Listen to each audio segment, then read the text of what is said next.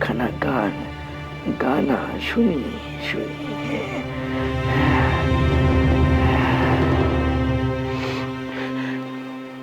গাইছি ঠাকুর, গাইছি।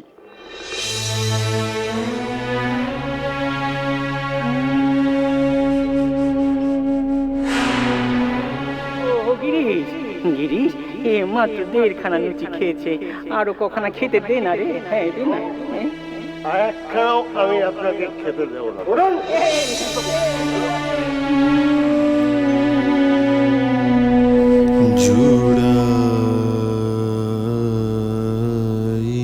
জুড়াইতে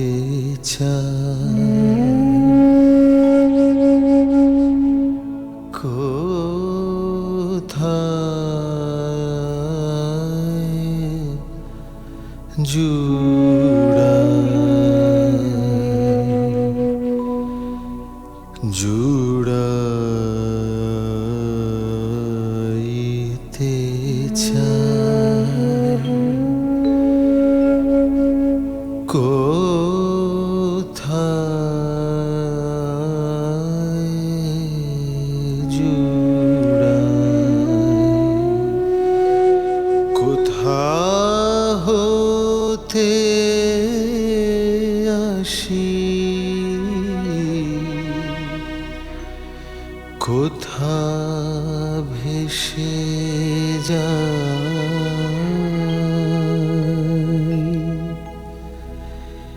ফিরে ফিরে আসি কত কাঁদি হাসি,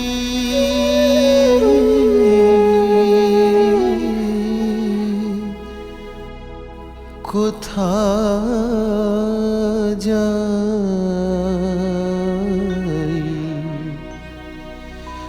ভাবি গো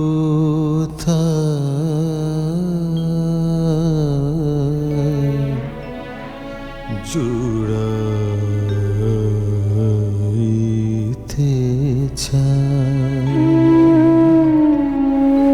কোথায়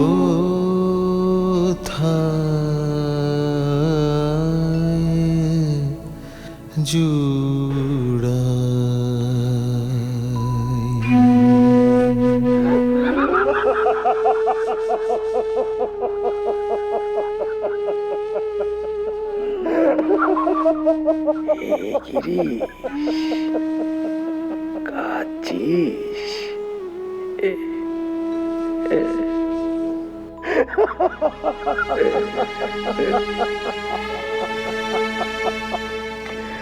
তোদের এই কাঁদবার জন্য এর এই সাজ।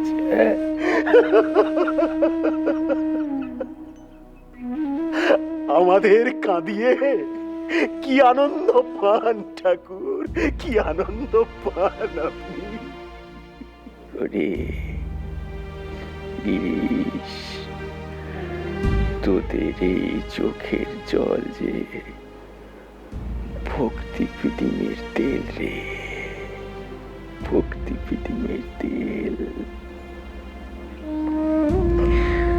ওই ভক্তি পিডিমের তেল দিয়ে এর প্রতি কতটা ভালোবাসা তোরা রাখতে পারিস, এর যে দেখতে বড় স্বাদ হয় রে, বড় স্বাদ হয়। নিকুচি করেছে আপনার স্বাদের, আপনার এই শখের নিকুচি করেছে। আপনি আপনি আপনার কষ্টটা বুঝতে পারছেন না ঠাকুর, পারছেন না আপনার কষ্টটা বুঝতে।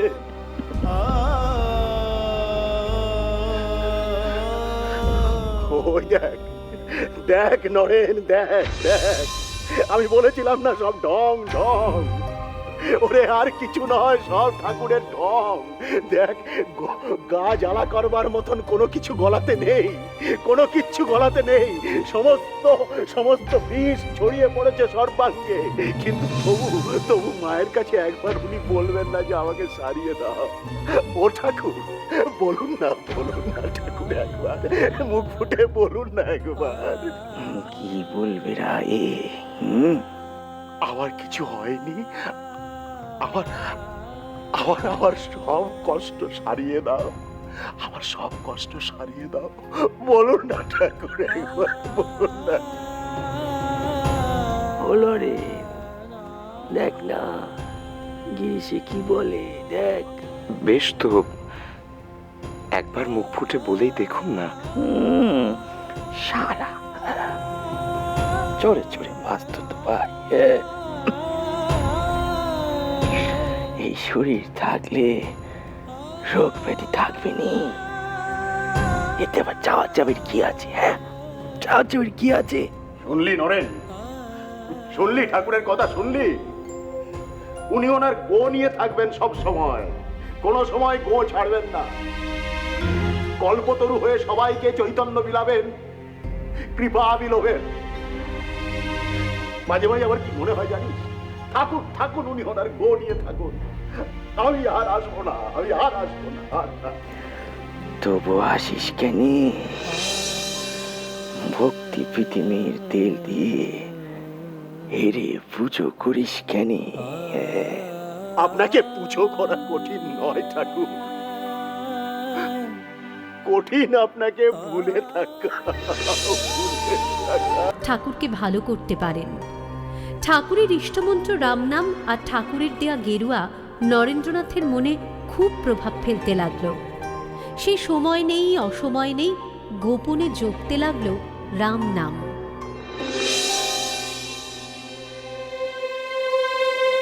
আড়ালে বসে কোন সাধু ধ্যান করছে ওখানে?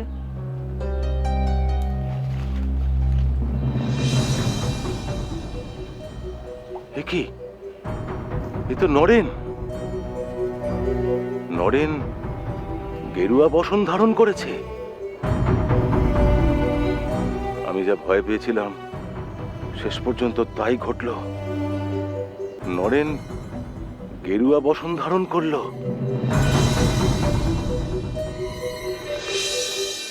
মা, বিলে সেই যে গেল, আজ আজ 10-12 দিন হয়ে গেল। কই একবারের জন্য তো এলো না। আগে তাও 2-1 দিন বাদে বাদে আসতো। অ্যাটর্নির অফিস থেকে কাগজপত্র নিয়ে কাশীপুরে তর্জমা করে যা পেত তা দিয়ে যেত। কিন্তু কই, কতদিন হয়ে গেল আসছে না তো।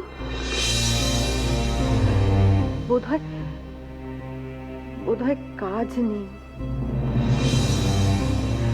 সে না হয় কাজ নাই থাক, টাকা নাই পাঠাক, কিন্তু একবার তো আসবি। কি বলো মা? একবার মহিনকে মধুরায়ের গলিতে পাঠানা। রাম কাকার কাছে? হ্যাঁ, সেও তো এখন ওই কাশীপুরকেই ধ্যান জ্ঞান করেছে। এই সিমড়িপাড়ার কি যে হয়েছে কিচ্ছু বুঝি না। সব দল বেঁধে গিয়ে হত্যে দিয়ে পড়ে আছে। হ্যাঁ মা, ঠাকুরের শরীর খারাপের জন্য সুরেন মিত্র, রাম কাকা, মনমোহন মিত্র এরা সবাই যাওয়া আসা করছে। কিন্তু এতে যে সংসারের ক্ষতি হচ্ছে। সবার বউ যে এসব কি করে মানছে আমি জানি না। যাকে যাক, যাদের সংসার তারা তাদের সংসার নিয়ে ভাবো, আমরা ভাবো আমাদের দাদু ভাইকে নিয়ে। শোন, তুই এক কাজ কর, তুই বরং মহিনকে রামের বাড়িতে একবার পাঠা। যদি থাকে তাহলে গিয়ে যেন বলে আসে আমি এক্ষুনি একবার ডেকেছি। আর যদি না থাকে তাহলে ওর বউকে গিয়ে যেন বলে আসে এলেই যেন আমার সঙ্গে দেখা করে। ওর কাছ থেকে আমরা আমাদের দাদু ভাইয়ের কথা জানতে পারবো। সেই ভালো মা, তাই করি। চোখের দেখা না হয় নাই হলো, তবু তো কানে শুনতে পাবো যে বিলে আমার ভালো আছে। হতেই আমার দুধের স্বাদ ঘোলে মিটবে। কিন্তু মহেন তো স্কুলে, আমি বরং ভূপেনকেও বাড়িতে পাঠাই। ভুবন, ভুবন! কি হলো বৌমা? কি বলতে এসেছো? আমাকে দেখে থমকে গেলে? কাকিমা, ভালোই হয়েছে আপনি এসেছেন। ভূপেনকে আপনার ওখানে পাঠাচ্ছিলাম নরেনের খবর জানার জন্য। রাম কাকা নরেনের খবর জানে? আসলে তোমার রাম কাকার মুখে নরেনের কথা শুনে আমি আর স্থির থাকতে পারিনি ভুবন। তাই উনি কলেজে বেরিয়ে যেতেই আমি তোমার কাছে ছুটে চলে এসেছি। নরেনের কথা? নরেনের কি কথা? সে ভালো আছে তো? হ্যাঁ, নরেন ভালো আছে, কিন্তু কিন্তু তোমার রাম কাকা আজ নরেনকে যে বেশে দেখেছেন, তারপরে তিনি খুব চিন্তায় আছেন। কি বেশি দেখেছেন? কি? উনি নরেনকে আজ গেরুয়া বেশে দেখেছেন।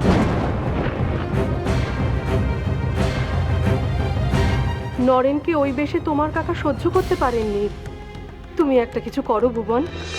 ওরে ভুবন, তুই এখনো শুনবি? তুই এখনো চোখে পটি বেঁধে রাখলি? ওরে পটিটা খোল, এরপর যখন খুলবি তখন আর কিছুই।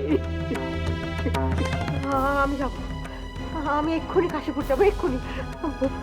হ্যাঁ হ্যাঁ, আমি আমি ভূপেনকে নিয়ে যাবো। ভূপেন, ভূপেন! ও যে সত্যি সত্যি কাশীপুর চলে যাচ্ছে দিদি। অনেক আগে ওর যাওয়া উচিত ছিল বৌমা। একমাত্র ওই পারে ওর ছেলেকে ফিরিয়ে আনতে। আমি কতবার বলেছি, যা যা, ওনার কাছ থেকে তুই তোর ছেলেটাকে ফিরিয়ে আন।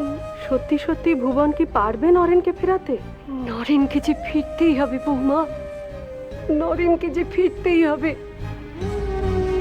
ও ছাড়া আমার মেয়েটার কে আছে বলো? নরেন দুর্গাচরণ হলে সংসারটাই তো ভেসে যাবে।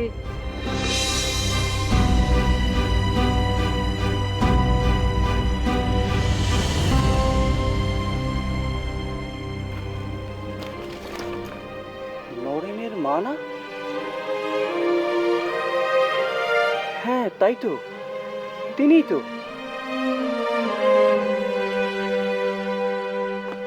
মা, আপনি এখানে? আপনি সিমলে থেকে কাশীপুরে এলেন কি করে? ভাড়ার ঘোড়ার গাড়ি করে। ও হ্যাঁ তাই তো, গাড়িতে চেপে এলে আর কতক্ষণ সময় লাগবে? বলছি যে ঠাকুর তো এখানেই থাকে না? হ্যাঁ মা, ওই যে বাড়িটা দেখছেন, ওই বাড়ির দোতলায়। তো মা, আপনি হঠাৎ এখানে কাউকে কোনো খবর না দিয়ে? আমি ঠাকুরের ঘরে যাব। ঠাকুরের ঘরে? না মানে কেন? কেন? আমাকে ঠাকুরের কাছে যেতে নেই? হ্যাঁ মা, অবশ্যই অবশ্যই যাবেন আপনি। তবে নিয়ে চলো আমাকে ঠাকুরের কাছে। কি হলো রাখাল, শুনতে পাওনি? নিয়ে চলো। হ্যাঁ মা, চলুন, আসুন মা।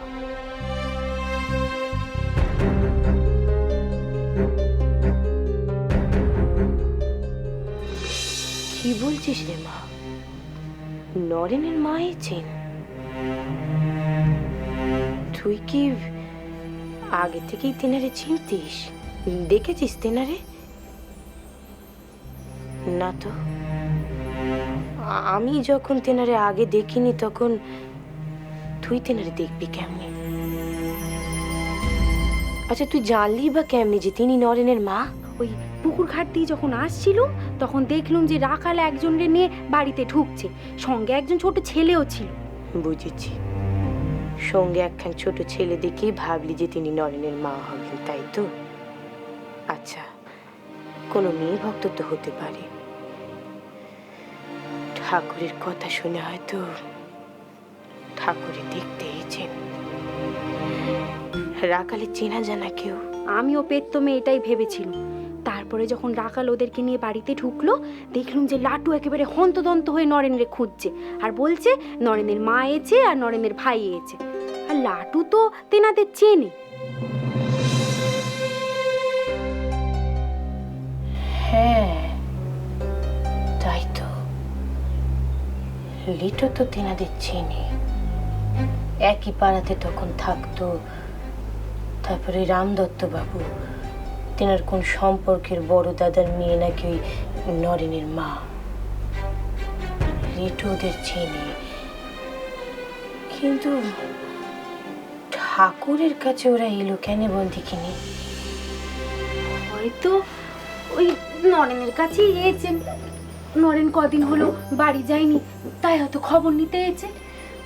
তোর যেমন কথা নক্কি, নরেন কদিন ধরে বাড়ি যেতে পারিনি, কিন্তু তার বাড়িতে যাওয়ার খবর তো তার মায়ের দেওয়ার জন্য রামদত্তবাবু আছেন নাকি?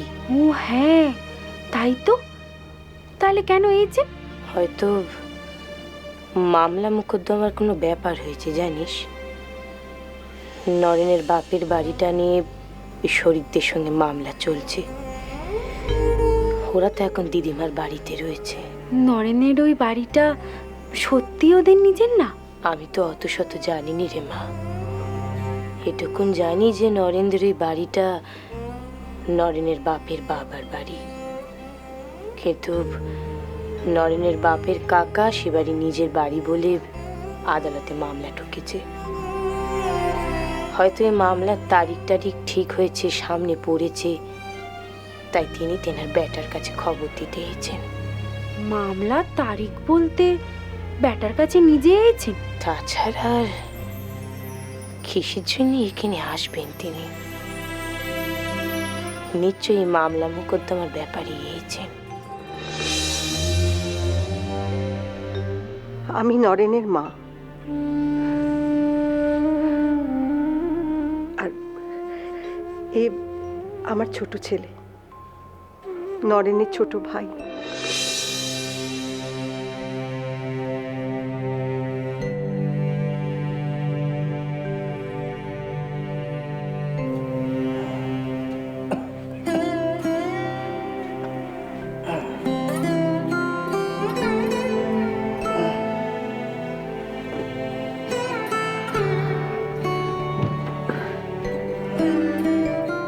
আপনার শরীরের কথা আমি নরেনের কাছে শুনি, ও আপনার সেবা করে। আমি কখনো বাধা দিইনি, কিন্তু কিন্তু ওকে নিয়ে যে বড় ভাবনা হয়। কেনে ঘুমা? আপনি তো জানেন আমাদের অবস্থা, মামলা মোকদ্দমা, জ্ঞাতি শত্রুতা নিয়ে আমি জেরবার হয়ে আছি। বিধবা মা, ছোট ছোট ভাইয়ের কাছে যে নরেনই একমাত্র বল, ভরসা, আশা। কিন্তু নানা জনে নানা কথা শুনে আমার যে সে আশা নিভে যেতে বসেছে। ঠাকুর, কি শুনেছো তুমি মা? কি শুনেছো? যার মায়ের সংসারে এমন দশা, তাকে কি গেরুয়া ধারণ করা সাজে?